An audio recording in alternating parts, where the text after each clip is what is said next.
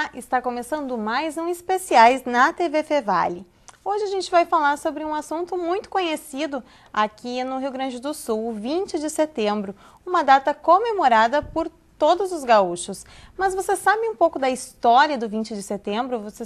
Você lembra? Claro, na escola a gente aprende, nas séries iniciais, o que é a Semana Farroupilha. Mas hoje a gente convidou um historiador para nos lembrar do que significa o 20 de setembro para os gaúchos e também um tradicionalista, professor Denis Simões, historiador, professor da Escola de Aplicação, e Dom Arabi Rodrigues, poeta e tradicionalista. Sejam bem-vindos ao nosso programa. Obrigado.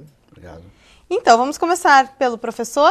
Professor, o que significa o 20 de setembro aqui no nosso estado? Se a gente for pensar de uma forma prática, uma data não significa muita coisa. Tá? Um 20 de setembro, se não tivesse um acontecimento, um fator histórico, nada teria ali. Né? E as pessoas acabam, quando constroem uma data, ou destacar uma data, dá um simbolismo. É assim como o Natal, que a gente vai fazer o nascimento de Jesus para os cristãos. Isso também vai acontecer em outros períodos da história. O 7 de setembro, que a gente vai fazer uma retomada da independência do Brasil. Então, todas as datas têm um fator simbólico. E quem é que dá esse simbolismo para essa data? São as pessoas. Claro que essas pessoas muitas vezes podem estar ligadas ao governo, a um presidente, ou a um líder, ou uma religião. Agora, o simbolismo se faz pelas pessoas interagirem com essa data e com o tempo homologarem um feriado, ou homologarem um dia de reflexão. Tá? Então, aí que está o 20 de setembro. E o que nos traz essa simbologia do 20 de setembro? Na atualidade, a ideia de um gauchismo, a ideia de um pensamento regional, de uma reflexão sobre liberdade regional, mas que isso não necessariamente faz reflexo à guerra ou revolução farroupilha. Esse 20 de setembro hoje, pode dizer assim, que é um período de dar valor à identidade gaúcha. Agora, eu já teria um pouco de ressalva em fazer como se fosse realmente uma ligação direta com esse 20 de setembro de 1835, quando acontece o início da Guerra dos Farrapos. Essa data, então, não faz referência à guerra, e sim ao carinho dos gaúchos pelo seu estado. Na prática, é uma relação direta com a Guerra dos Farrapos.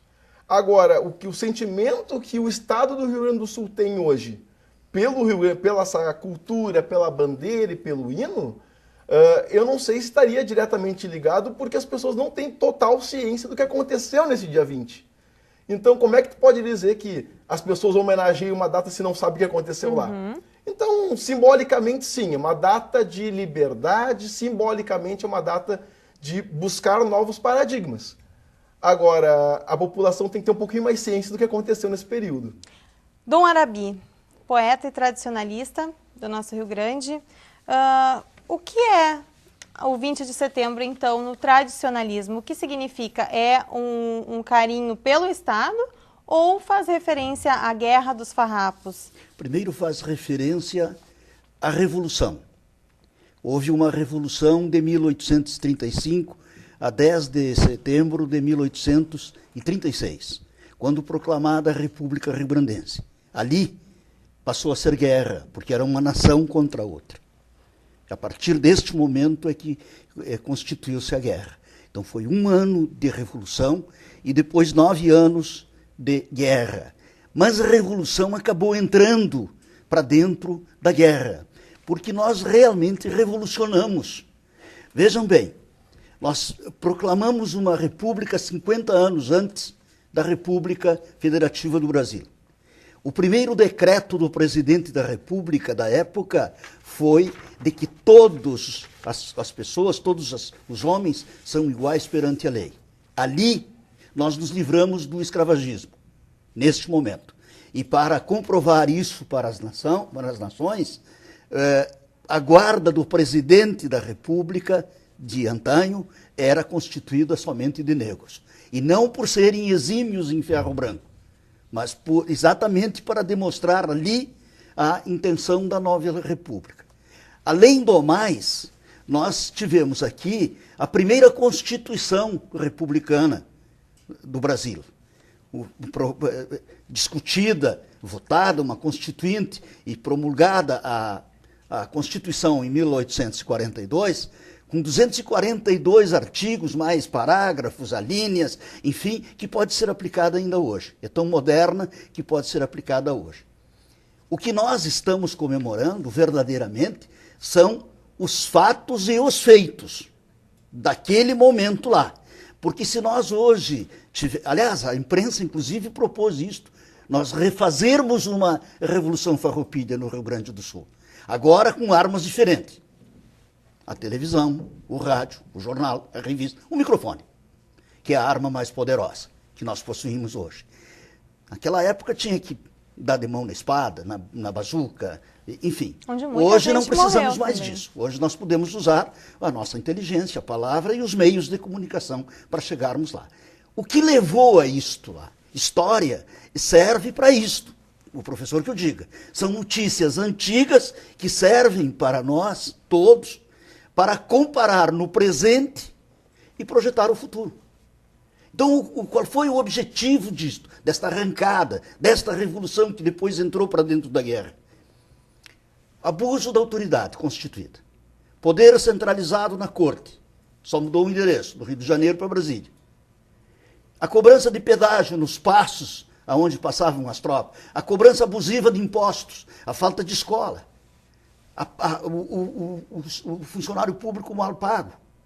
Foram 10 anos de guerra. E a corrupção que campeava na época.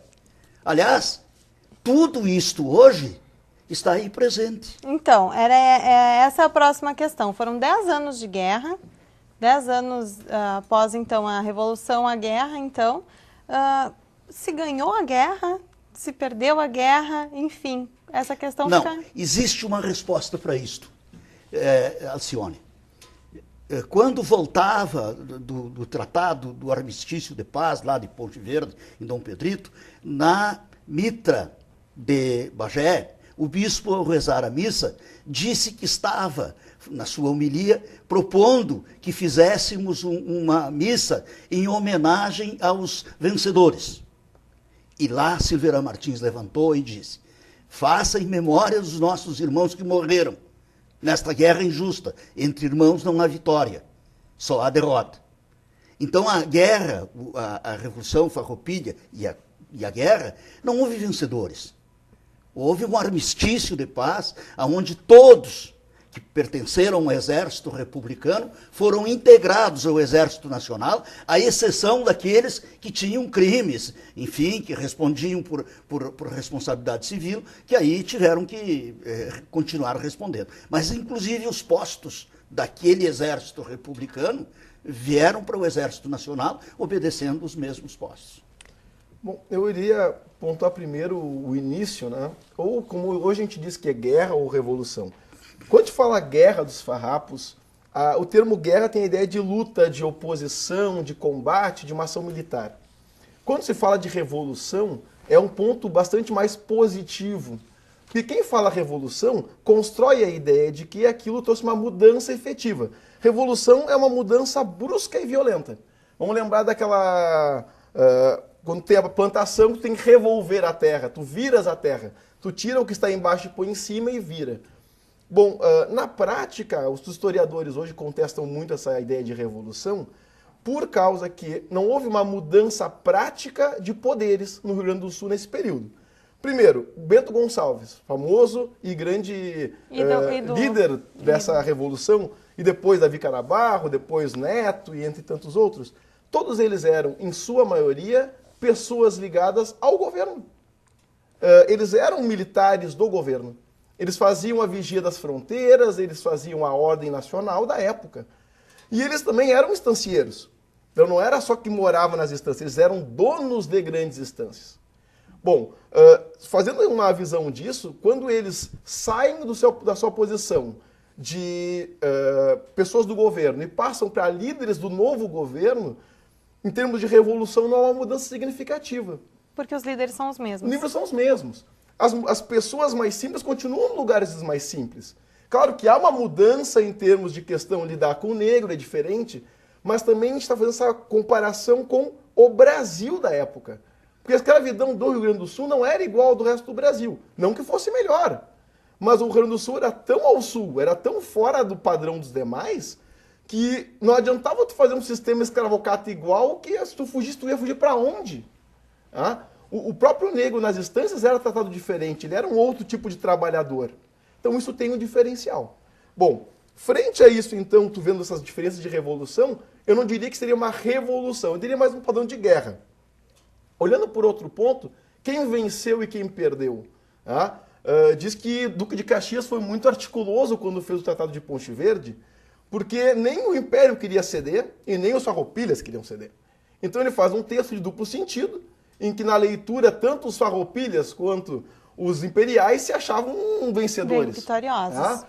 Na prática se deu anistia para os farroupilhas que haviam transgredido a lei, vamos dizer assim. O sistema de anistia é o esquecimento daquilo que foi feito, e a partir daí buscasse o incorporamento no exército, buscasse outras vias. O Império iria pagar as custas da Revolução ou dessa guerra, e isso fez então com que as pessoas tivessem esse padrão mais de que tudo foi solucionado.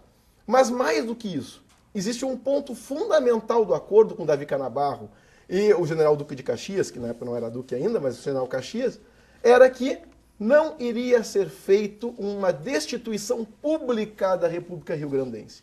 O que isso quer dizer? Não iria parecer para o grande povo que eles haviam perdido a guerra. Iria se ter um tratado de classe. Os cavaleiros iam cada um para o seu lugar, e um ponto fundamental que dá início e que se encerra, e dá encerramento, é os impostos, que foi tratado antes, e dá para a gente conversar um pouquinho depois.